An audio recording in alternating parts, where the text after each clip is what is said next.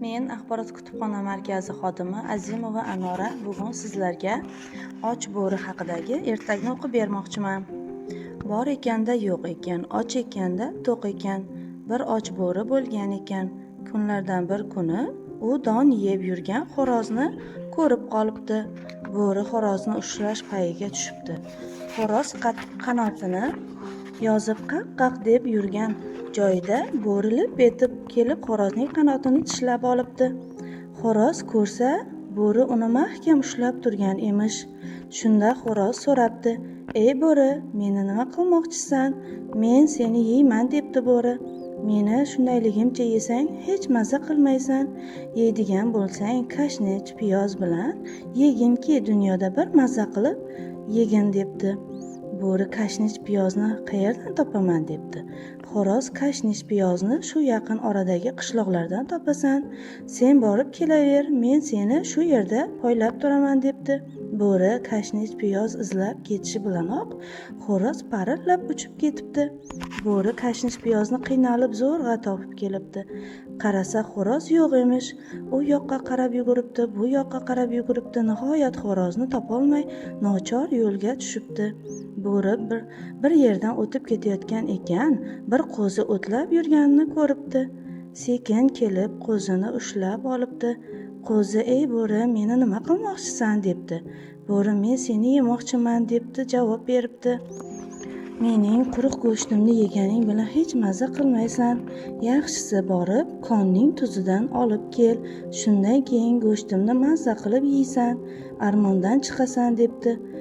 Bo'ri qo'zini shu yerda qoldirib, kondan tuz olib kelgani jo'nab ketibdi. Shunday paytdan foydalanib qo'zi qochib qolibdi. Bo'ri sarson sargardon bo'lib kondan tuz olib kelsa, qo'zi qochib ketibdi. Qo'zini rosa izlab axiyri topolmay yana yo'lga tushibdi.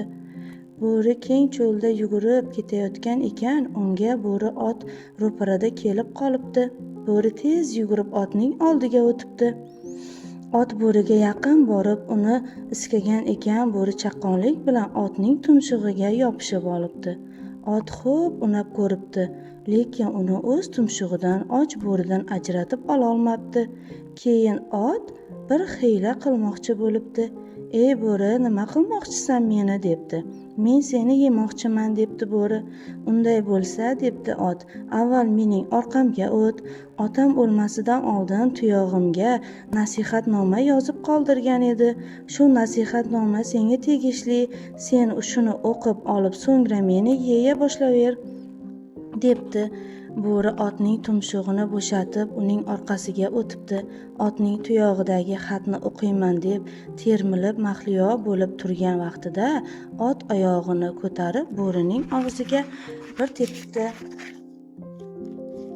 "Ey savodsiz, xatni o'qiyolmasang nimaga orqamga o'tding?" debdi ot. Haqiqatdan ham bo'ri savodsiz ekan. Otning qattiq tepkisidan bo'rining og'zida bitta ham tishi qolmay sinib ichiga ketib qolibdi. Bo'rining tumshuqlari majag'lanib, esini yo'qotib gangib qolibdi. Bir vaqt hushiga kelib bo'ri aqlini rostlab o'ziga o'zi debdi: "Ko'rding-ku, xo'roz senga kim qo'yibdi kashnich piyoz? Ko'rding-ku, qo'zini senga kim qo'yibdi konning tuzini? Ko'rding-ku, ot yeb yonida yot, xat bilmasang ketiga o'tib mirza bo'lishning uyat", deb aljirab o'lib qolibdi. Xo'roz, qo'zi va ot dushmanlardan qutulib qolishibdi.